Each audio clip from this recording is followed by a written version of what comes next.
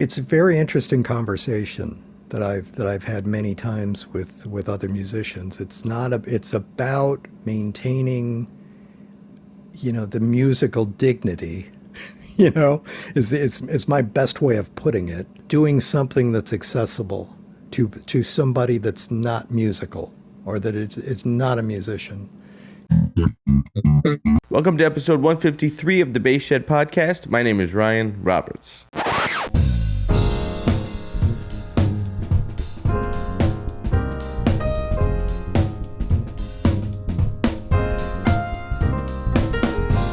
All right, what's up, folks? On the episode, I'm joined by bassist Tom Kennedy. Tom is one of today's premier acoustic and electric bassists whose career has spanned decades as a recording artist, bandleader, composer, and educator. Known for his extraordinary technique, deep swing, melodic approach to the instrument, Tom has performed with amazing artists including Dave Weckl, Michael Brecker, Steps Ahead. Tom has been dedicated to pursuing an artistic path of releasing his own music, and that's what we're going to talk about on the episode. Before we get started, if you enjoy conversations with today's leading bassists, make sure to subscribe to the Bass Shed podcast on YouTube or wherever you get your podcasts. Every subscription helps us grow and connect the bass community. Now, here are a couple of resources for bass players. If you're a double bassist, you have to check out my friends at Lemur Music. For over 40 years, they've been one of the most trusted names in the bass world, offering strings, bows, cases, pickups, accessories, and expert advice for bass players of every level.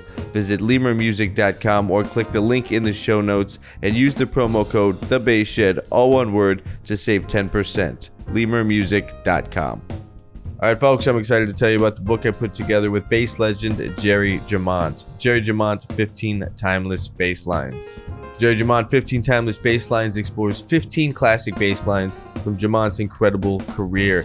The lines that help define the sound of soul and R&B recordings by artists like Aretha Franklin, King Curtis, and so many more.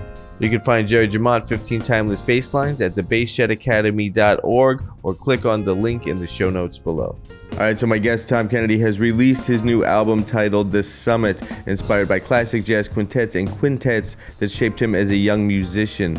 The recording reflects Tom's lifelong love of bebop, hard bop, and the rich jazz tradition. We're obviously going to talk about Tom's new recording titled The Summit. We're also going to talk about his compositional process, characteristics that are important to him as a bassist, as a band leader, as a composer, where we're going to investigate all of these aspects and not only talk about the record, but the artist behind the record. That Tom Kennedy as the artist who produced this record, not just producing a record in the sense of deciding what take to use, but who generated the music for this and where that music comes from within him. It's a very inside look at Tom's artistic process and what matters to him as a bass player, as a composer, and as a band leader.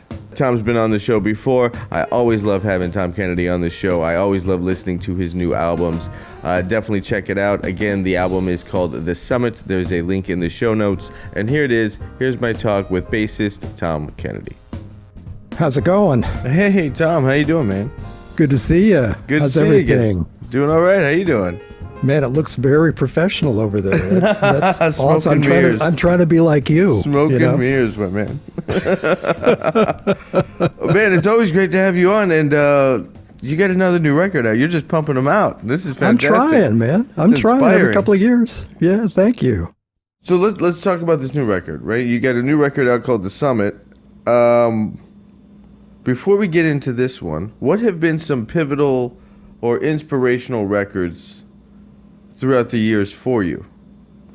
Like, I remember last time you were on, we talked a lot about more about your journey as a bassist and maybe less about your journey as a recording artist, but we did talk about that record. What were some pivotal records that kind of shaped you as a composer and a recording artist for your solo stuff?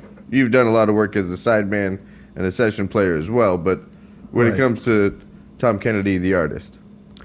I got to say, one that really comes to mind is Horace Silver. I have always enjoyed just the dynamic of his records of, the quintet or sextet or, whatever, whatever the configuration was, and his records, and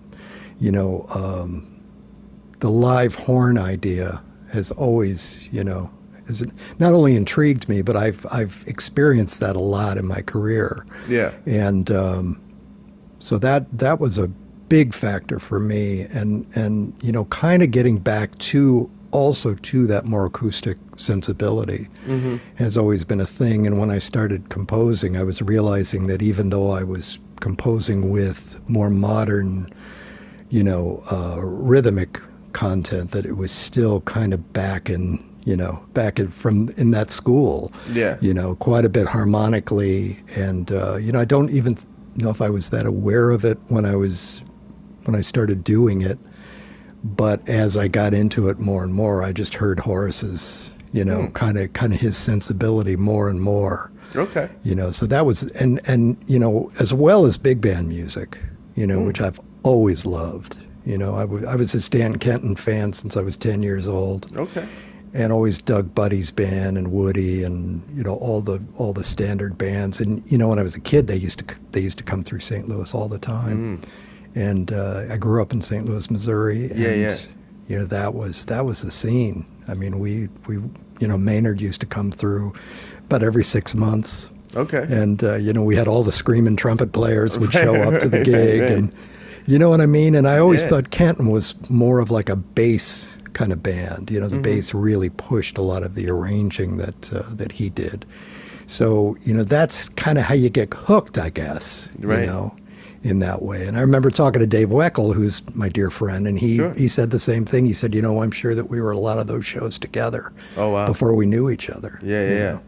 So he kind of came out of that as well. Kind of on topic, maybe you've read through this book or not. I want to say, I don't remember when the book was published, but it was a book called The Jazz Ear. And I didn't plan on talking about this book, actually, so I didn't research it. I should know, who the author was and all that stuff.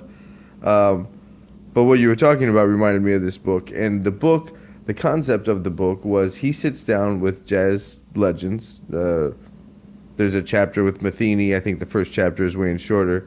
And he sits down with these legends and wants to talk to them about the music they listen to and the records they enjoy.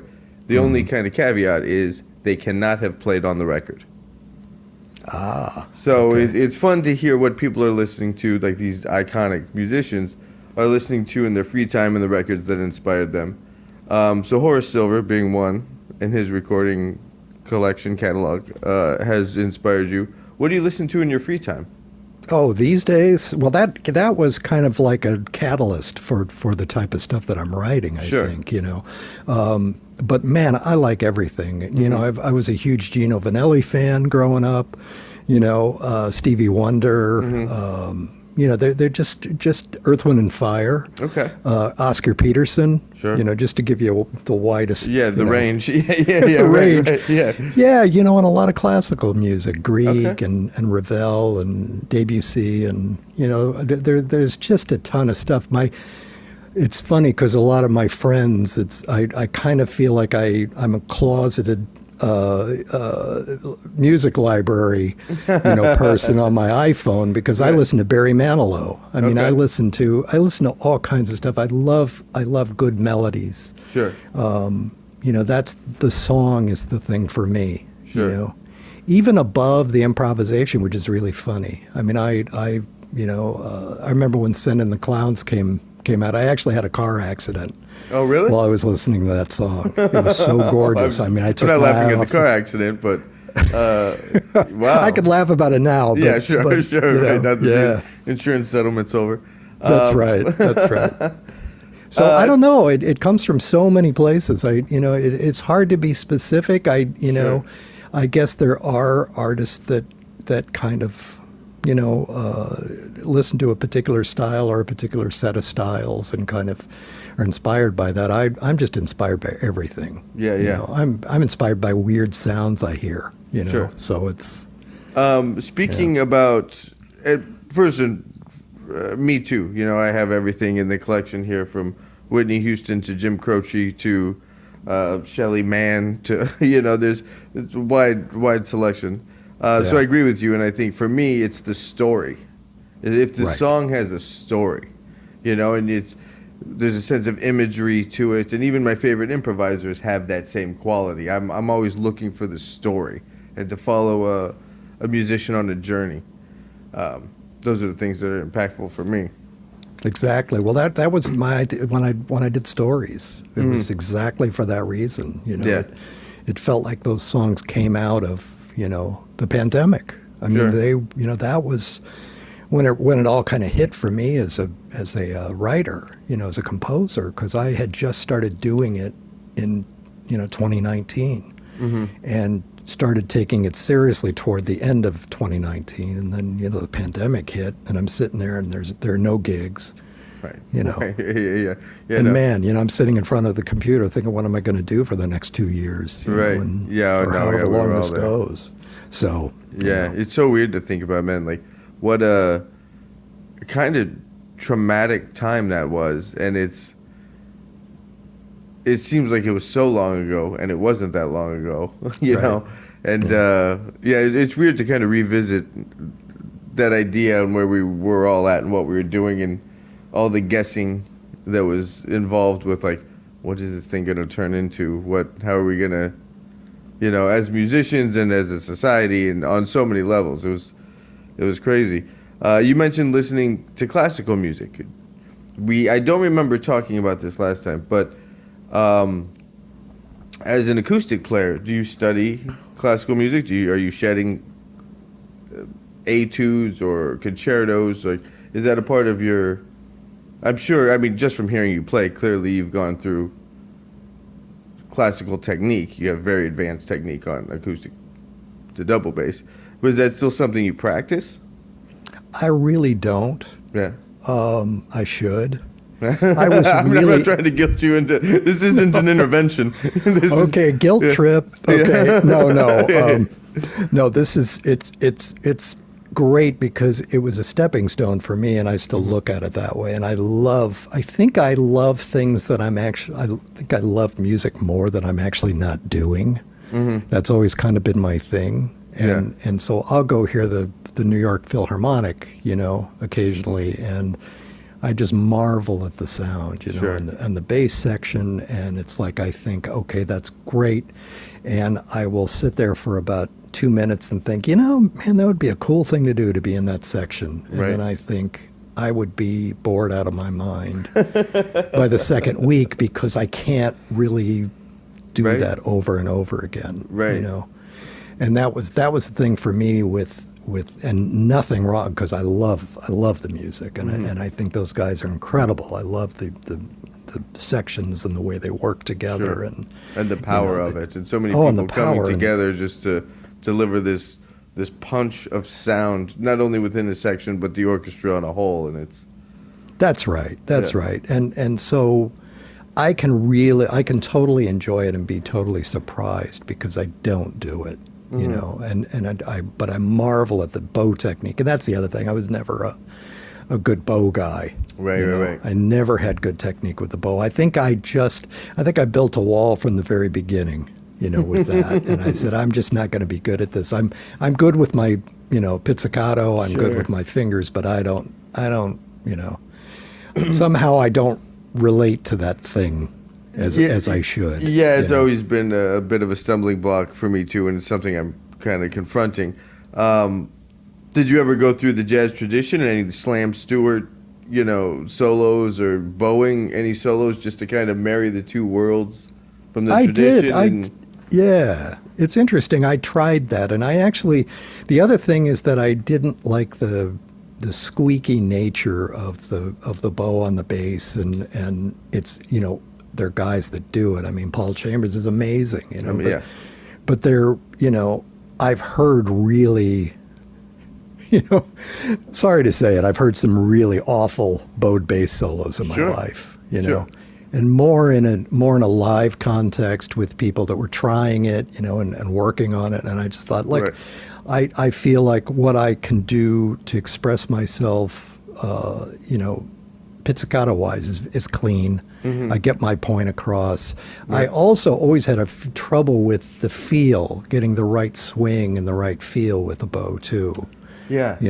and I would, I would try it. I mean, I remember on live gigs, I'd pick up the bow and I'd start doing it. I'd get about halfway through a blues chorus and put it back in the and put it thing back in the holster. Yeah. Yeah, and then I'm like, okay, now I'll play a solo, and so it's just those walls that you build up, which I think is terrible. I think you have to work through those things.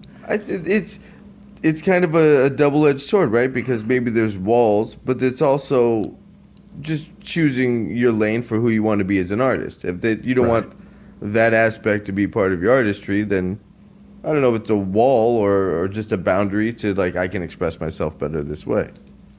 Yeah, I think it's a wall for me, I must say, because I've had the fear of the bow for a very long time. Okay. And the way I kind of overcame that at one point. I played in the Youth Symphony in St. Louis. Okay. I auditioned for the Youth Symphony and I made it, which was, an incredible leap for me because I've always, been petrified of using the bow, but it was a really good experience for me. And then I played in the Philharmonic as well. Okay. In St. Louis. So what age is the Youth Symphony? Oh gosh, Is that like high school or young college? High school, definitely. I was 15 or 16, and I did it for about a year. I didn't do it very long, but and then there was a community orchestra also that I played in. So I tried to dive into it, and I felt like I should know how to do that. And I think the point is that I can play a long F on the end of a ballad now and feel pretty confident about that. Yeah, right. No, yeah. But you might question your vibrato, about halfway through, but sure. But we started strong. The right hand sounds great. And that's, that was about the extent of it for me. I think people, and it's not a cop out in the sense, because I think even if I did play the bow, if I was good with the bow, I think most of what I would do would be what I'm doing, in the way I approach the technique of the instrument. That's always felt very true to me, and it's also always related. I've always felt kind of the same way about the way I, approach the instrument technically. Yeah.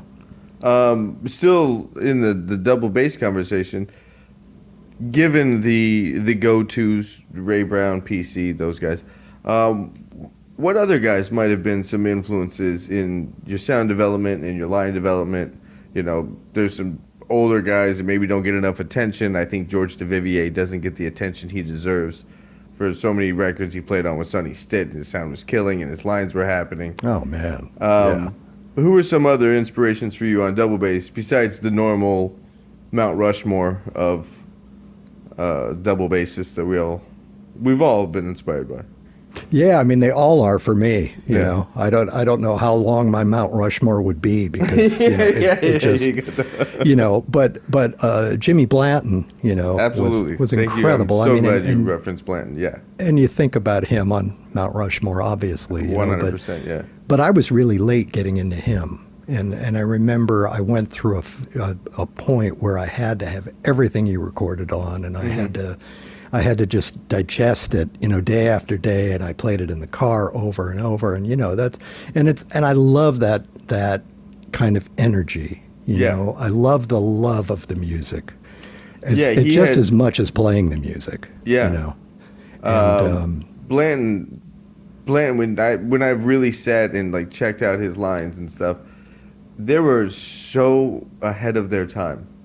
Really? Yes. What he was doing with if he would have been around longer and had the time, to explore some of these things and a lot of these budding seeds of where he was going, if some of that developed, what he was doing with displacement, rhythmic displacement, and it was all there. Bebop vocabulary was kind of all there. Oh man, he was. It's like I always talk about Art Tatum.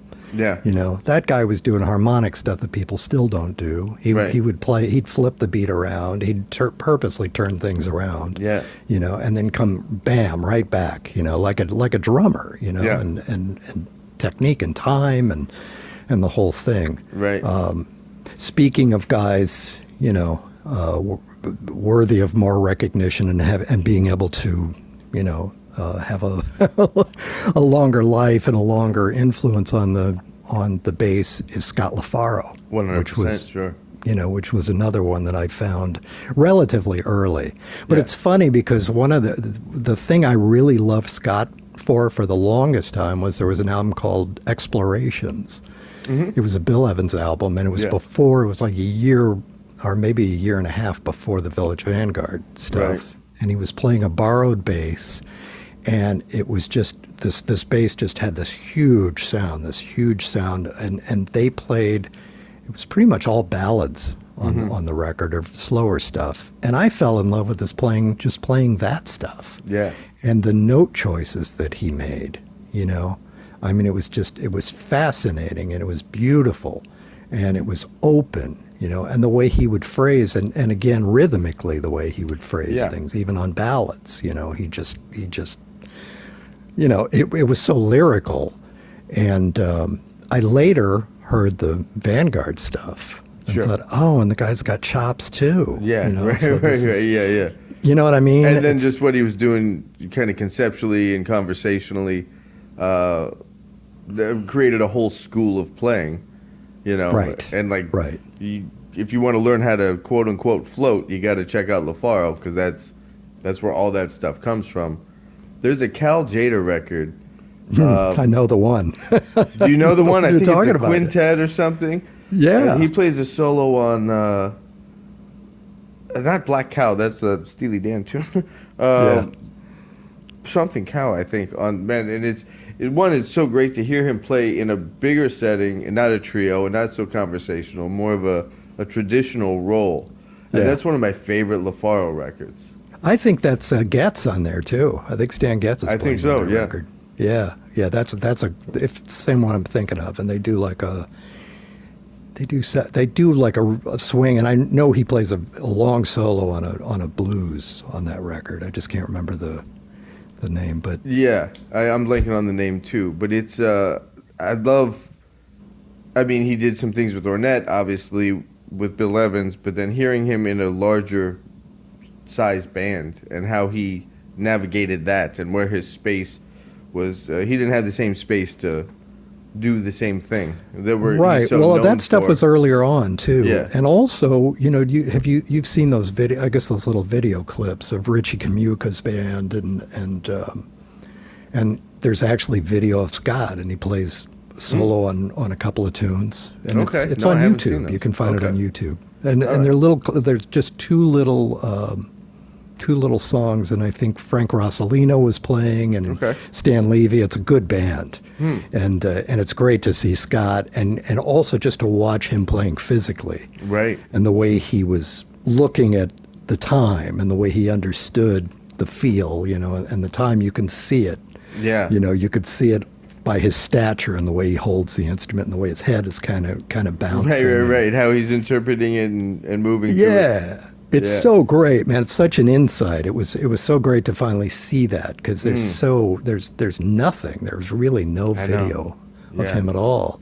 But if you get a chance, check that out, because that's really very insightful. Before I forget the other two guys, can I just mention Stanley Clarke was somebody that I heard when Light as a Feather came out. Okay. And I wanted to quit. When I heard that, I'm just like, are you kidding me? Yeah. From the first tune on that thing was just like, oh my God. Yeah. Just beautiful, just perfect. I mean, beautiful playing. I was just blown away by that. Yeah. And that was a lasting thing for me. And that's really where I started thinking about not getting away from, but augmenting the walking with good soloing, and trying to play all over the bass, and try to play double stops, and try to play, rhythmic things. I mean, he was doing all that stuff. Yeah. He just blew me away. And then we went to Chicago, and my dad took us to Chicago to see Oscar Peterson, and I heard Niels Henning Orsted Pettersson live. I was thinking you were either going to say him or Miroslav. I didn't know which one. I was kind of waiting to hear either one, but all right. Yeah, Niels was, and from that point, I think those guys, the ones that I've mentioned really just shaped, my playing. And of course, going back to Ray Brown was my, I mean, was my he first set the influence. standard early on for what it means, to play. But all those guys, and the thing that I think all they have in common is all of them have in common for me is just being able to play lyrically, bass lines, and just play beautiful bass lines that are all over the instrument. Yeah. But nothing gets in the way. Right. It spells out the changes, but it doesn't get in the way, and it doesn't suffer time-wise. There's Right. never a thing. There's never a point where you feel like the feel isn't there. It's always there with those guys. Right. Yeah, I think, I mean, Ray, obviously, and it's one of the reasons why he's Ray Brown and is immortalized. There's such an authority in his quarter note. It's not just that he puts it on top and it pushes the music forward, but it's the sound and how the sound relates to the time feel, and that it's all working together. It's this synergy about what he's creating to establish the foundation, and it's I find that really strong with him. PC, although I gotta say, I've always gravitated more towards Paul. There's something about his relaxed nature. It was a little bit. It wasn't as. It didn't have the same edge, but it did. But it didn't. There was doing the same thing, but just a little bit more laid back, and I've always appreciated that. And I think I've always been a more PC kind of Sam Jones guy. Well, I think it has a lot to do with the cats they were playing with. Sure. Like Jimmy Cobb was laying that thing down so hard, and I was just talking to somebody about that the other day. His quarter note was so ridiculous. And I think and PC was right there with him, but I think it's just a different sensibility of playing with who you're playing with. That's true. That's true. I think in so many ways, like Ray was such a dominant kind of player because he had guys behind him besides Oscar, who was, a fiend, Right. But, He's got to support that. That's he's got to support that, and also a lot of times they were playing without drums, and there it was a guitar trio. And, Pass or Herb Ellis or something, sure. And I remember that Ed Thigpen used to play very simply behind those guys. Yeah. And I think Ray had a lot to do with that. I think Ray was just, so strong that you just kind of hang on. Right. And so, now, to parlay that into this record, and I believe you just got off a tour also, your longtime cohort, Dave Weckl, who is a legend. How do you approach playing with Dave differently than you would another drummer? Dave is probably the easiest drummer that I've ever played with. Okay. Which I think that freaks people out when I say that, because everybody's kind of looking for the story, like, well, what kind of a challenge is that playing with him? And I'll actually have people literally ask me that question that way. Oh, okay.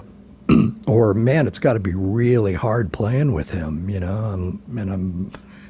Are they suggesting this because he's got so much technique and finding your place as a bassist? I mean, everything is so precise. Every time I've ever listened to Weckl, that it seems like you know exactly where you fit because he leaves space for you to fit there.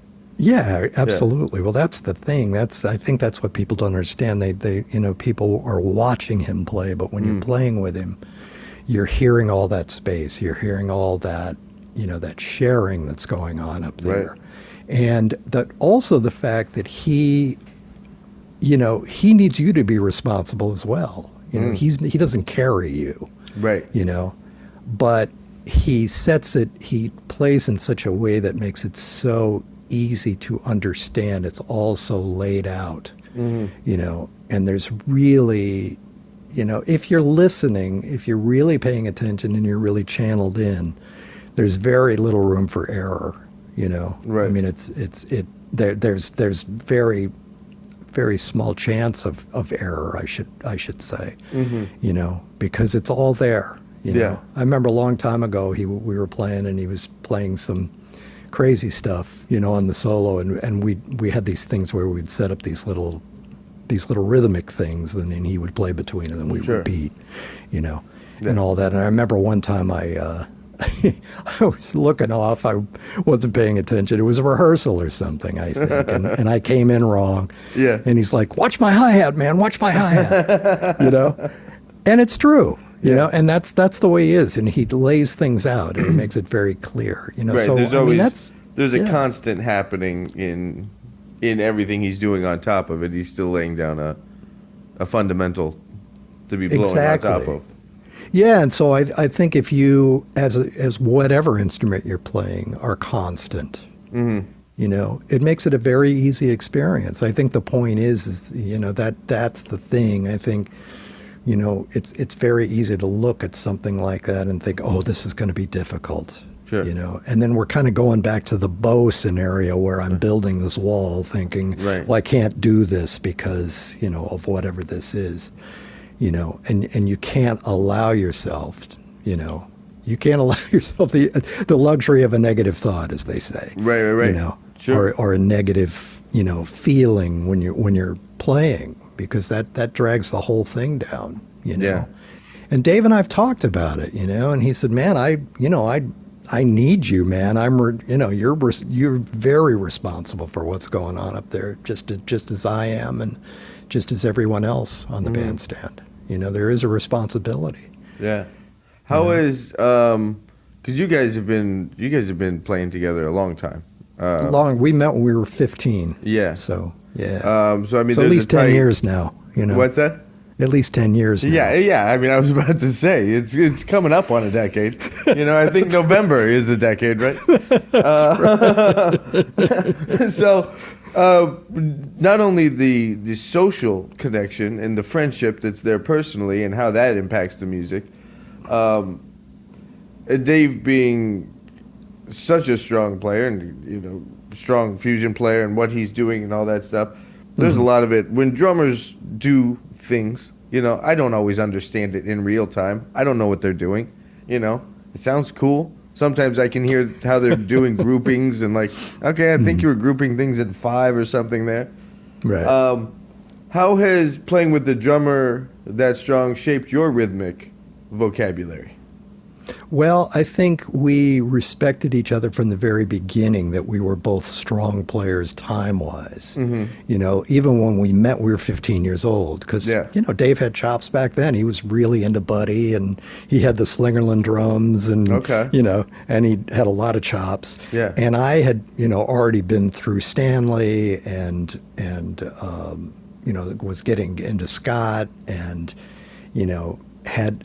couldn't wait to like play as fast as I possibly could, because that's what kids do back in those days. Right. Well, yeah, some adults also. Yeah, but and also just living through Ray Brown, I was very dependable. I mean, I won't mention his name, but I remember somebody. I played a gig with somebody, and we finished the gig, and he goes, "Tom, man, you are so responsible," And I thought, yeah, you sounded great too. I guess that's what you were trying to say. But anyway, the point being is that that's a great compliment. Yeah, I agree. And that's something. That's the reason that I think, not to evade the question that you're asking, but I have to say that from my perspective, that's what it's about. It's more about the two coming to the table. Sure. I think that's why we always played well together, because we were confident coming together and playing. And my brother, we used to play trio with my brother a lot, together. And Ray was a very responsible, had a heavy swing, and and he was always responsible for the time. And so it just happened. It just worked really well from the beginning. Right. And I think that's where the longevity of the relationship comes from. Sure. Sure. And because I think it can be problematic, if someone feels like they're the dominant force, time-wise or swing-wise or whatever the element of the playing is. If it feels like it's one-sided or it's one guy kind of pulling it all together, then it's it's not going to have the same overall feel, and spirit that it will. We'll be back right after this.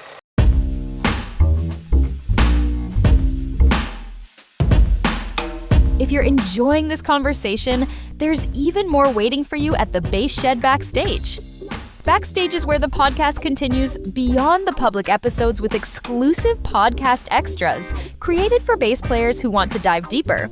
Members get access to the 5 Spot, an extension of the podcast where guests respond to 5 rapid-fire bassist callouts, sharing their first reactions about the players who inspired them. You'll also unlock the Listening Room, a guided listening experience exploring landmark recordings, the bassist behind them, and what makes these albums so influential. Backstage members receive exclusive discounts on courses and workshops from the Bass Shed Academy, plus all access to our growing library of bass transcriptions and lessons. Become a Backstage member at thebassshed.com. Scan the QR code on your screen or click the link in the show notes below. Excellent. Now, I agree with you that it's about the collective. You know, you're working together to establish something for everybody else to build off of. That being said, how do you interact with the concept of the leadership nature that happens from the bass chair? Because we can dictate a lot, you know, by just a little tweak of the rudder, and it can send a tune all the way over here now. So we are coming into agreement to create a synergy, but we're also responsible for a lot, and we can really make some strong moves subtly. How do you address both of those things at the same time? Okay. I guess I'm understanding this. Let me ask a more generic question. Yeah. Maybe go that way. No. If I understand the question correctly, I think it's about cooperative playing, but it's also there's a leadership quality within this music, jazz music, and playing the bass. And so, how do you marry those two? You're building with, but there's a leadership responsibility there. I guess in the sense of, I think again, my feeling is being responsible. Mm-hmm. My feeling is not doing something to make a left turn. Sure. If you're going to make a left turn, you kind of point your wheel this way a little bit. Right. You're going to change lanes first, and that's always been my thing. I don't like surprising, Sure. I don't like surprise for the point of surprising someone. Yeah. Yeah, I mean, we're not, I did not represent that question well, but it's not about throwing a monkey wrench into the thing but there is you're supporting, but also taking them to where you hear them going. Like whether it's under a soloist or a tune or something like. Okay, I'm feeling this tension right now, so I'm going to really lean into that tension to see if you'll explore that further. Mm-hmm. And I think that those are some leadership qualities that happen from the bass. Absolutely. So the point that I was trying to make by going to the extreme just now is that is the thing you don't want to do. You want to look, pull back and look at what happens between and all of the ways that you can do it responsibly. Sure.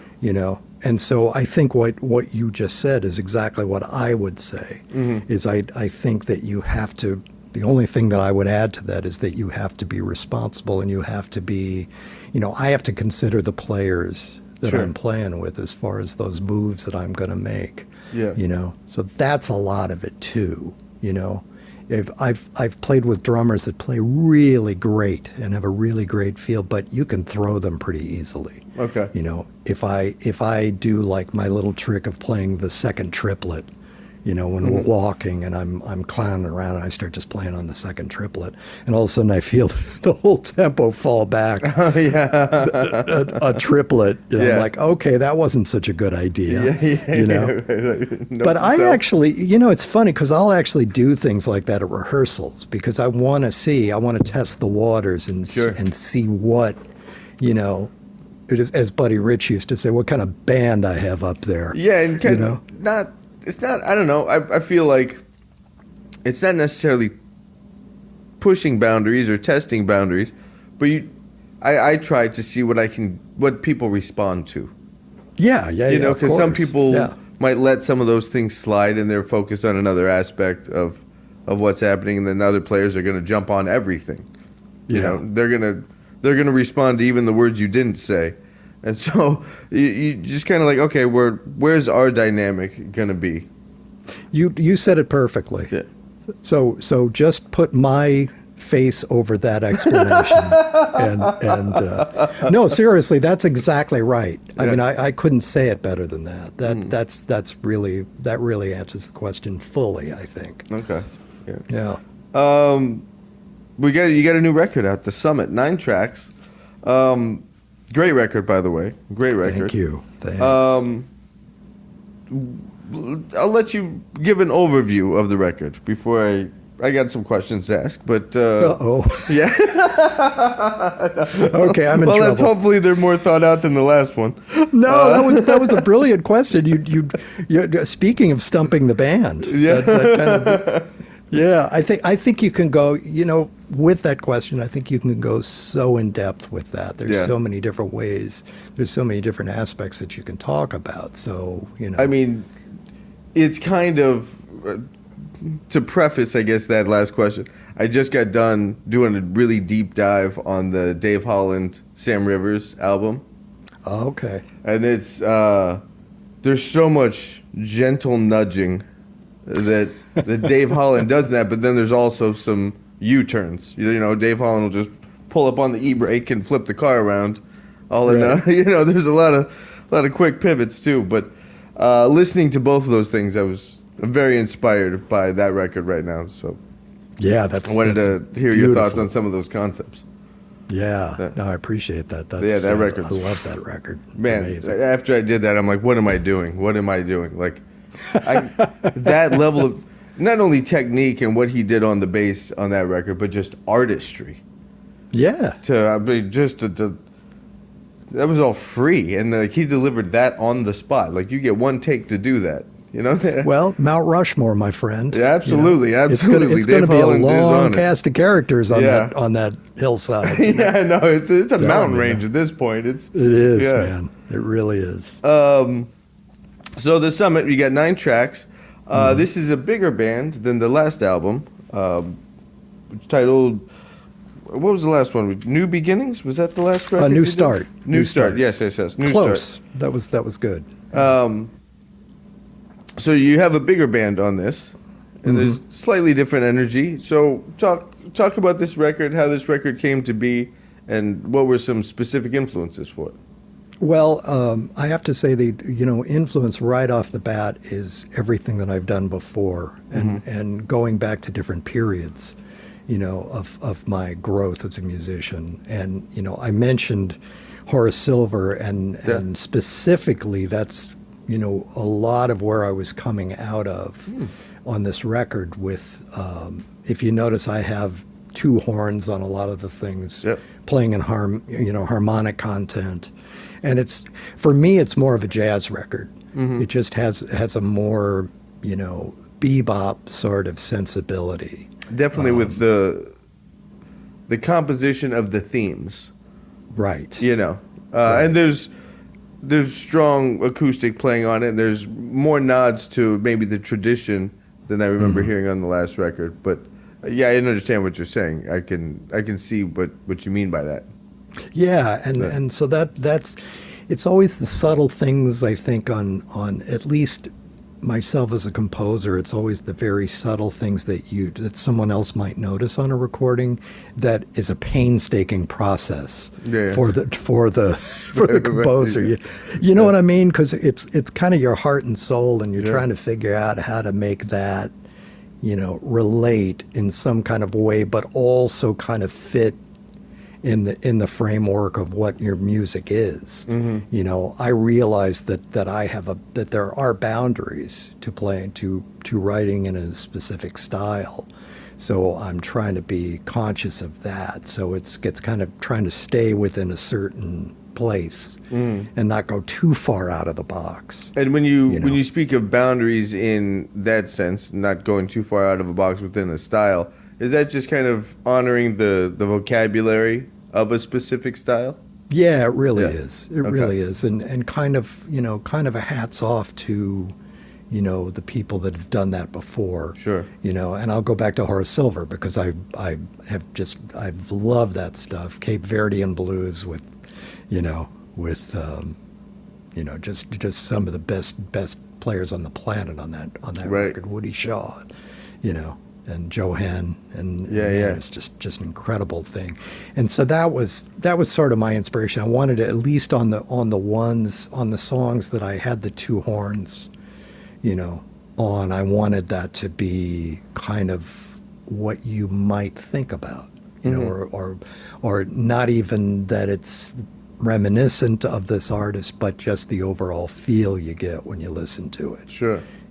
Sort of, it takes you to maybe that same kind of vibe. Oh, I've heard music similar to this before. Right. Can't put my finger on it, but it reminds me of something. Yeah.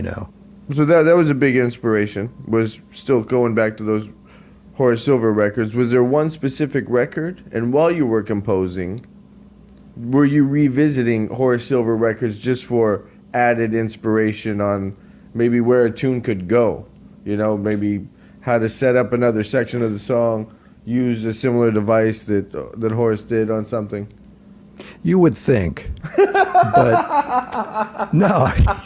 this is just being... That's hilarious because it's like, that actually would have been a good idea. Maybe I should have... I'm going to talk to you next time I do a record, man, because I'm just failing left and right over here. Trust me, I've been working on... I got a record done, and I think I'm still working on it. I can't seem to let them go. Yeah, we'll have to compare notes about that one because I'm the same way with mine. I'm getting better with that though. Yeah.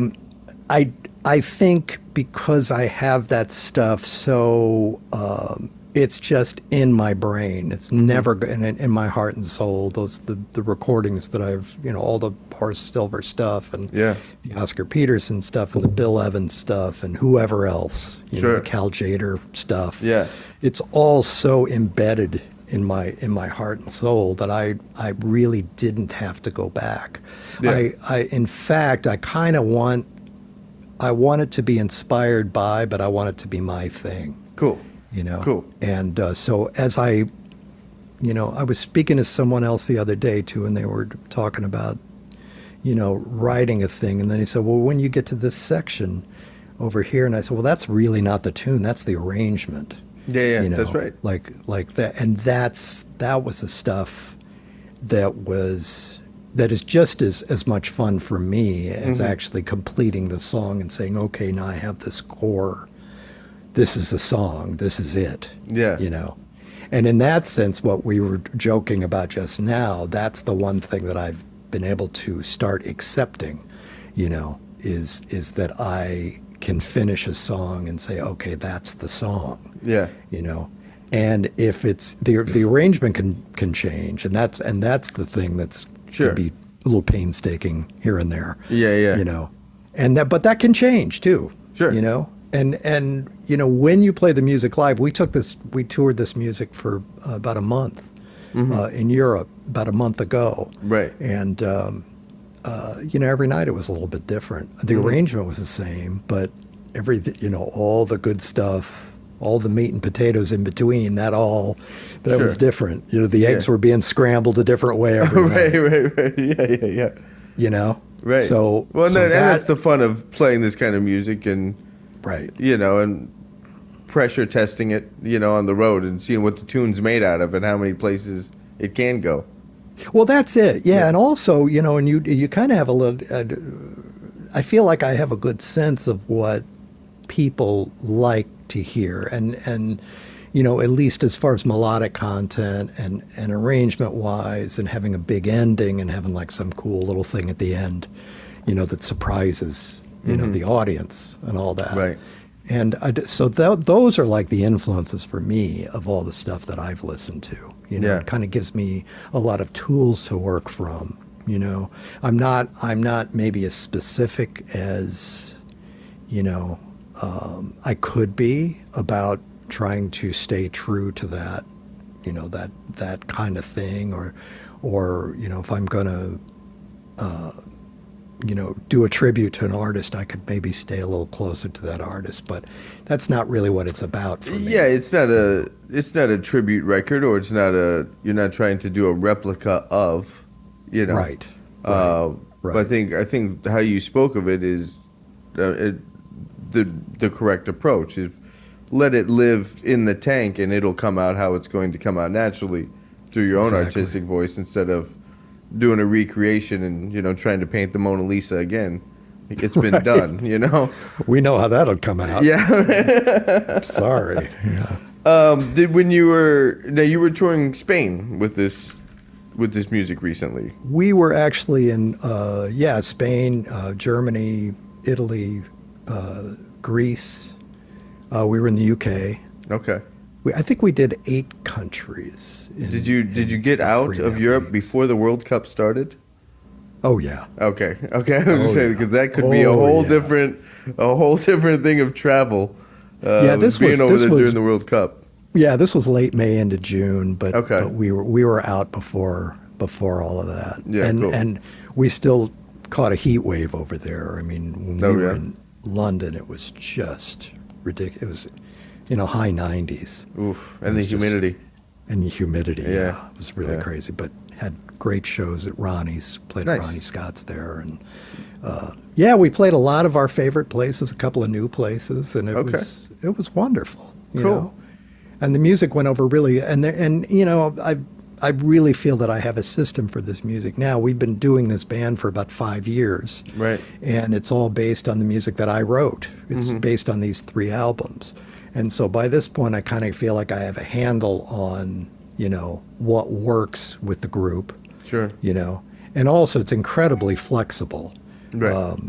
You know, and Dave is, you know, so incredibly flexible, as you know. So I can pretty much write anything rhythmically. I'm like, yeah, no problem. This guy's it's going to tear it up. You know? It's going to work out. Did you travel with the guys from the record, or were you picking up guys in Europe? No. I travel. We actually have a band. We and Stu Mindeman, phenomenal keyboard pianist. He's played with a ton of people, and he's out of Chicago. Okay. And he's been with us since the beginning of the group. Okay.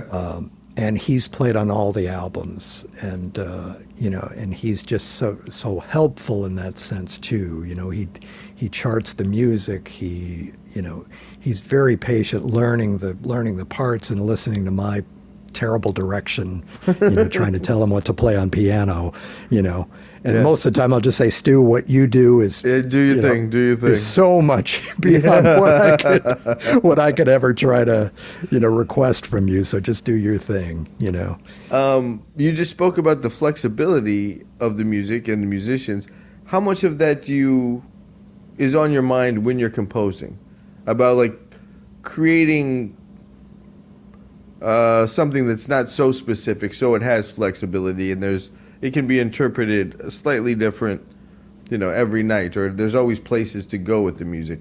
Is this on your mind when you're composing a tune? Leaving space for interpretation of it? And not as much as, you know, there are like little interlude parts where there are open things, and so one could say that that's a melodic part that's kind of left open for interpretation. Yeah. You know, I'm a bit of a control freak, just to be honest. You know, at least as far as the compositional part of things. Sure. You know, I do love for it to be a specific way. Yeah. You know, but I do love hearing the melody played. You know, like if there's a little, you know, extra thing that happens in the melody here or there, or a way that's interpreted a little bit differently. That's very cool for me. You know. I think that's what I love about this new record so much, is there's a lot more blowing. There's a lot more open sections. There's a lot more places where people can go. Right. You know, I have this a young tenor player by the name of Ryan Devlin that I just met this last year, and he's on about half of the record. Bob Franceschini's on it as well, and Bob's played on all the stuff before as well. And man, it's just amazing, like a new voice, or what you can expect from a voice that has recorded for you before. It's still a very new experience, And I've really I enjoy that with all of these things, and it's cool because we do so much of this stuff remote. Like, these guys will put solos down and they'll send me their solo, right? And I'll plug it into my sequence, and this is the first time I'm hearing this, right? And I'm sitting there like just like this, like. It's like a kid in a candy store. It's like, man, I can't wait to hear this, Yeah. And so that's really exciting, and even just that initial, feeling of what is this person going to think, or how they're going to interpret this music. Sure. And then when you're on the road, and everybody's growing with the music, and you're hearing different things night after night. Yeah, and it's coming together in a new way because you're playing it regularly. And oh, it's crazy, yeah. And that takes me back to the days when I played with Steps Ahead, and I used to hear Mike Brecker play the same tunes every night and never heard the same solo twice. Yeah. And that's where all these inspirations come from for me, Yeah. No, it's funny that, I don't know if it's funny, but you bring up Steps Ahead. Steps Ahead was a huge inspiration. The band, almost every iteration of it, was a huge inspiration to me in my writing. I loved Steps Ahead. That, and when you spoke about what the audience responds to, Steps Ahead is but there's no, everybody knows, it's a very more commercial project than other things that happen within jazz. Do you think about the audience when composing? Is that something you're sensitive to when you're putting the music together? Oh, absolutely. Mm-hmm. Yeah, absolutely. And I want it to have. It's a very interesting conversation that I've had many times with other musicians. It's about maintaining, the musical dignity. Yeah. It's my best way of putting it. Sure. But doing something that's accessible to somebody that's not musical, right, or that is not a musician, right, and something that they can take away from it. That's in most cases it's something that's exciting, or it stimulates some kind of an exciting feeling in someone, right, and it lifts their spirits, yeah, and so that's what I think about. I never try to compromise the music. Sure. Or the chord changes. The song is what the song is. And some are a little more complex than others. Sure. And they're chords where somebody might say, oh, what is that? If you played the chord on a piano, they might go, oh, that sounds wrong. Right, or somebody that wouldn't necessarily understand the dissonance. Yeah, it doesn't have the ears works. for dense harmony. Sure. Yeah, right. Yeah. So there's always that, but it's fitting all of that together and making that. To me, if it makes sense to me, I'm going to assume that it's going to make sense. If it becomes and again, this goes back again to finishing the song and saying, okay, this makes sense. Right. All these chords, all these melodies, they all fit together, and there's a cohesive thing that's happening that feels real to me. Right. It feels like a real thought. Yeah. And I think that translates. Yeah, I really agree. do. And this isn't how you were just speaking about feels, but there's a diverse palette of feels on this record. A lot of Brazilian-inspired, samba-inspired, funk-inspired. Even the shuffle kind of has like a second-line quality to it. So It's not just like a bar shuffle, but there's like a cultural depth to the shuffle on that tune. Again, that's Mr. Dave Weckl. Yeah. And it was a shuffle, and then he put this part down, and he called me. He said, "Man, I hope you dig what I what I did on this. He said I changed it up a little. I thought it felt a little better, and I played it. I'm like, dude, that's it, done. Next, you know, because it was cool because it wasn't. perfect. It's like this right down the middle 50-50 shuffle, which it's very much a shuffle, and it's still very strong, not full commitment to the second line pattern, but it's Right. But you can see it's like it's straddling the line right down the middle. Like he's got a foot on both sides of the fence all the way through.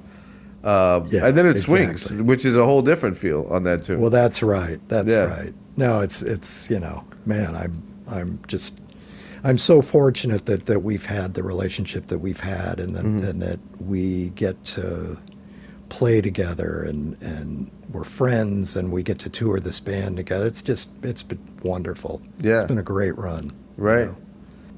You know? How specific was it when putting this record together? Were you writing tunes for tune's sake and then just see how they work as a collection? Or were you conceiving of this as writing a record and wanting to make sure that different feels were represented on the record?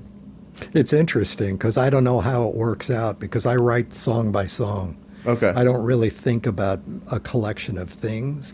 What I do have, though, I have a lot of like little ideas that I have, you know, and I do everything on the computer. Everything's on my DAW. You know, I'm using Logic currently. Okay. And so I have a lot of, you know, things started. Like Yeah. and I orchestrate everything. So even if it's like a 2-bar phrase, it's a bass line, I'll put drums underneath and I'll put chords on it, even if I don't have a melody, you know, because that makes it easy for me to get started. Yeah, know, when you can when the hear time it. comes. Yeah, and if you revisit it in a couple months, Right. that it's like, okay, what was the groove I was thinking again? Because all I have is 3/4 notes. Like what is this?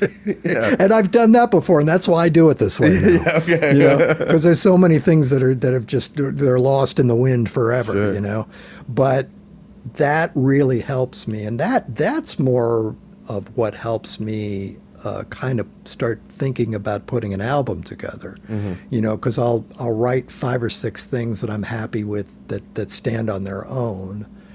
And I'll start listening to them, and I'll think, well, I need something slow, or I need just to kind of break up the. Yeah, or I need a different kind of medium feel, or I need a different up kind of feel. Well, wait a second, I have like, you know, idea 1, idea 2, idea 3, and I just start going through those. Okay. The things that I've saved. Cool. And a lot of times that'll just spawn an idea. Yeah. You know. And it's just the beginning of an idea, so I don't really feel like I'm cheating, Sure. you know, or what I would consider to be cheating, you Right, know, right. grabbing something out of the archive and saying, oh, I'll just throw this in there. Yeah, right. You know, right. It's I'm not paint by actually numbers. writing It's it. just like this little story starter. Like, let me see where this can go, and Yeah, if it can and so fit that in. way, then it kind of goes along with the collection. Yeah. It kind of fits. You know, it fits with the rest of the music, because that's the mindset I'm in. You know, at the time. So that works out really well for me. nice. And I've had really good luck so far. Yeah. You know, with that system. Yeah. You know? Any more touring coming up with the band?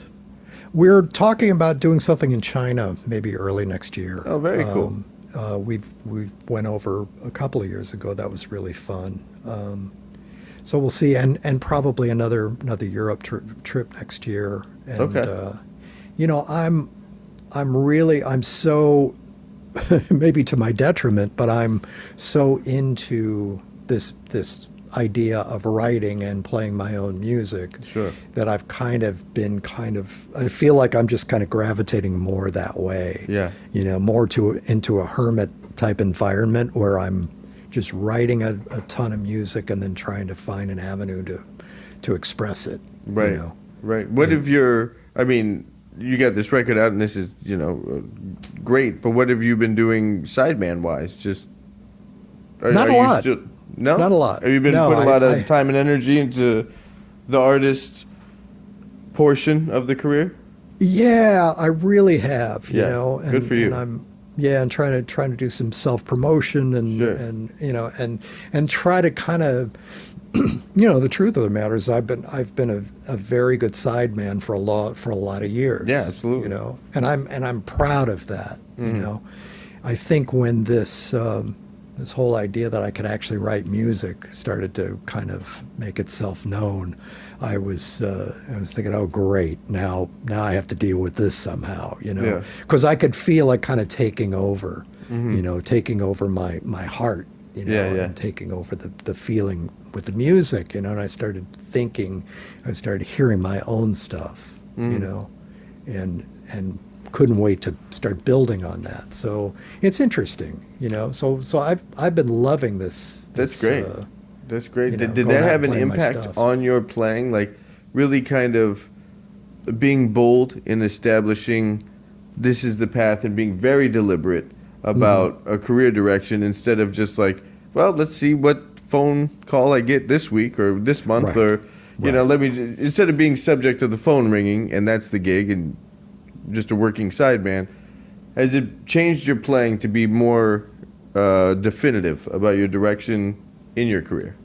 Oh, I think so. I think I feel more of the orchestration in my own stuff because I know how I put it together. Right.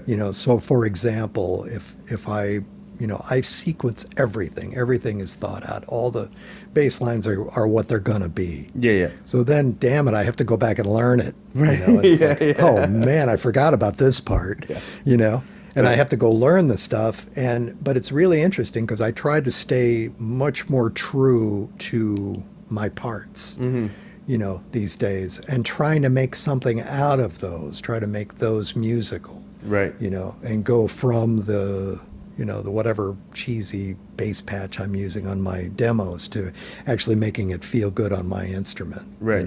And putting my signature on it too, and that's been really challenging, it has been because there's a certain amount of discipline that goes with that, but also trying to make it feel creative, and be able to be creative with it, and a lot of that comes out, the more you're out there playing.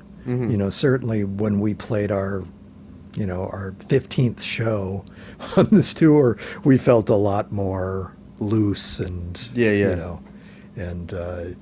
things had a better flow than the first show. Sure. Sure. And I think that's really the way I'd answer that question. Okay. I think you grow with it. Right. But I'm trying to be, I guess the point is that I'm trying to be more true to the compositional side of this music by what I play on the instrument. Yeah.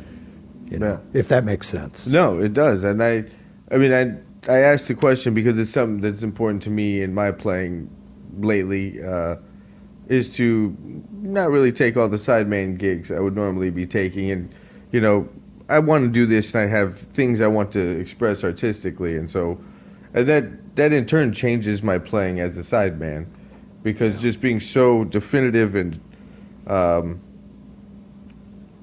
really putting yourself out there, strengthens you in a way that affects everything, It's so funny because I think everything affects everything. Absolutely. Absolutely. I've really felt that more and more as I get older too. You kind of realize that. I think maybe when you're young, I always had the idea that maybe when I was younger, I just expected the change to happen. Right. Now I'm a little more surprised by it. Yeah. Yeah.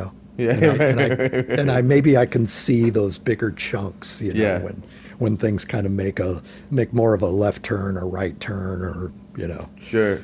It means more to me now.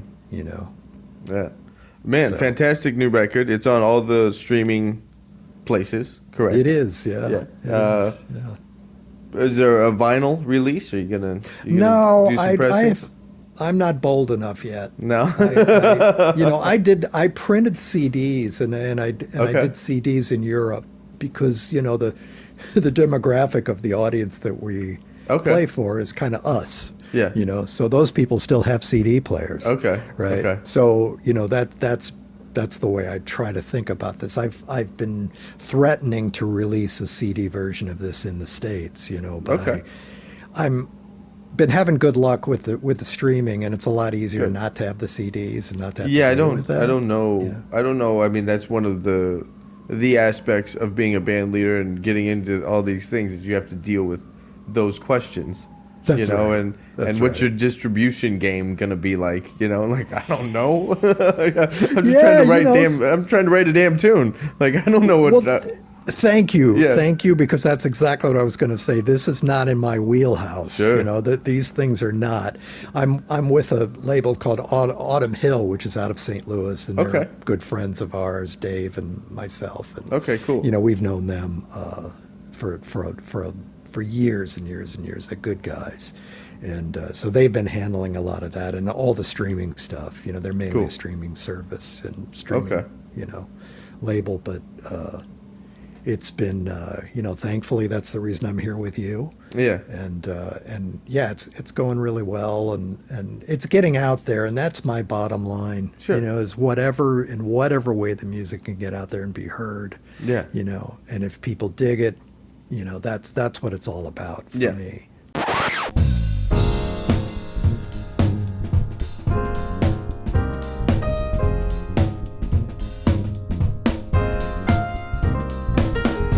If you've enjoyed this episode, you can support the Bass Shed podcast by clicking subscribe and giving this video a thumbs up on YouTube, or by following the show and leaving a rating or review on your favorite podcast app. Every subscription, like, rating, and review helps grow and connect the bass community. Thank you for your support. All right. That was my talk with Tom Kennedy. Again, the record is titled The Summit. Absolutely check it out. There's a link in the show notes. I always love having Tom on. I like listening to his records. I like getting inside of what makes him tick as a musician. He's definitely somebody I've known of pretty much my whole career, and I've been checking out pretty much my whole career. And it's always great to sit and talk with him and get to learn more about his process as a bassist and as a composer. All right, folks, that's about all I got for this one. I'll catch you on the next one in a minute.